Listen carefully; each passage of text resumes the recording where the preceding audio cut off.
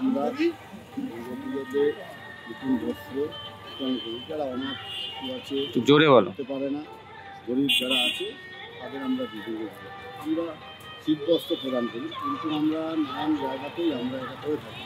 এবার আমরা সমাতার মুখ্যমন্ত্রীর সামনেই আমরা এই প্রোগ্রামটা করেছি। প্রায় 150 শিশু, বয়স্ক সব মিলিয়ে আমরা দিচ্ছি। নিয়ে গেছি, আরও আসছে, আমরা বসে আছি। আমরা 5টার থেকে প্রোগ্রামটা শুরু করেছি, সকাল 6:30 পর্যন্ত থাকবো। আমরা গরিবের জন্য আছি, গরিবের সাথেই। কত বছর ধরে প্রোগ্রামটা হয়? 2015 থেকে শুরু করেছি, আজকে 2025 সব জায়গায় দেখা যায় যে বিভিন্ন প্ল্যাটফর্ম করে মানুষকে দেওয়া হয়, সেখানে দেখাচ্ছে আপনার রাস্তা দাঁড়িয়ে, কি বলবেন? আমরা সাধারণ মানুষকে নিয়ে চলতে চাই, তাই আমরা প্ল্যাটফর্ম করলে আমরা মনে করি যে প্ল্যাটফর্মটার যা খরচা হবে, যেমন লাইট মাইক লাগালে যা খরচা হবে, সেটা আমরা গরিবের আরও 10টা জামা কাপড় কিনতে পারবো।